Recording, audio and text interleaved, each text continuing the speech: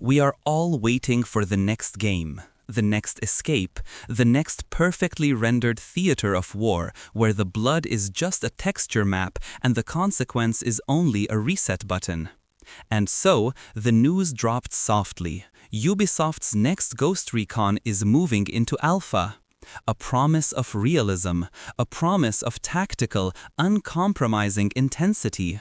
Soldiers designed in code, weapons built from abstract numbers, missions flawlessly executed by the cold, guiding hand of the algorithm.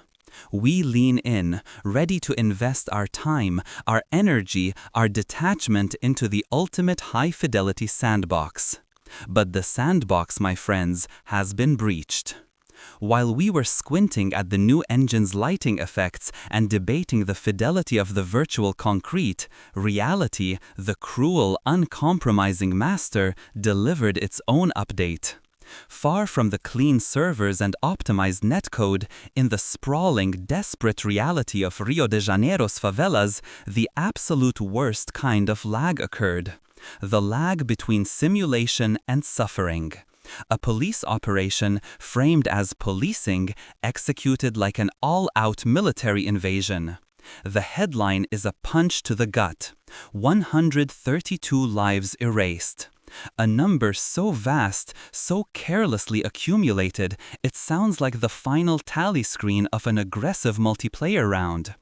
A raid that looked less like law enforcement and more like a live-action, poorly managed breakthrough mission. This is the terrifying masterpiece of our age, the algorithmic convergence of play and pain.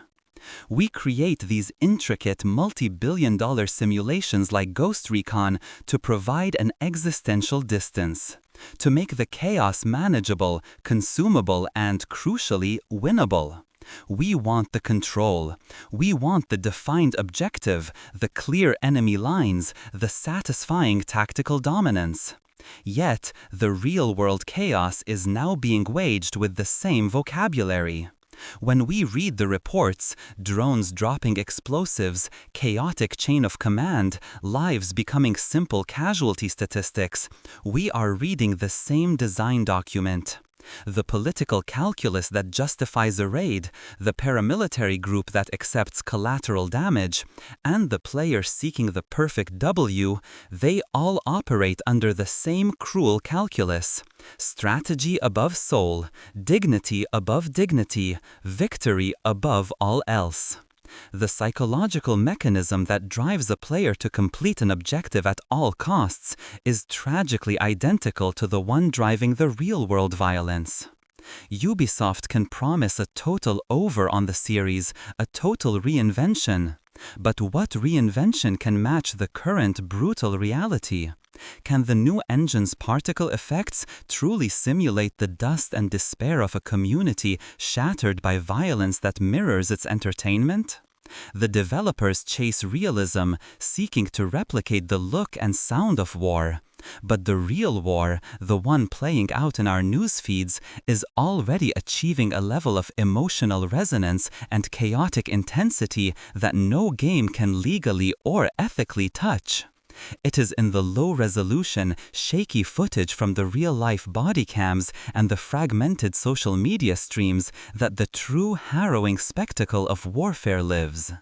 And that content, both the game trailer and the casualty report, is managed by the same invisible force, the algorithm. This is the ultimate silent weapon. It is the perfect neutral entity that blends the digital fiction and the political fact into a single, seamless, endless scroll. It's an engineered paradox that codes our empathy circuits. A beautifully rendered virtual soldier being shot one moment, a grainy real-life funeral procession the next. The constant, rapid-fire juxtaposition is designed to achieve normalization. It teaches us to consume atrocity with the same detached scrolling thumb we use to browse a virtual weapon skin. We are, whether we play Ghost Recon or not, all becoming the ghosts now, invisible, detached. We are the ultimate resource, the audience, reacting to headlines that have been coded to trigger predictable emotional responses: outrage, sadness, distraction. We are kept scrolling, kept consuming, kept reacting to a simulation that controls the narrative flow. Our moral energy is being harvested. The true moment of reinvention is not a software update. It is a moment of human realization. The moment we stop being merely reactive data points in the system and see the architecture of the control. The moment we ask with genuine, unfiltered horror, why does the suffering in this headline perfectly track the gameplay loop of that blockbuster release? That moment of clarity, that brief, terrifying lucidity where we step outside the algorithmic control, that is when the code breaks. That is when the game stops playing us, and the story, messy and real and uncontrollable, becomes ours again. Until then, we are just spectators in the ultimate terrifying simulation.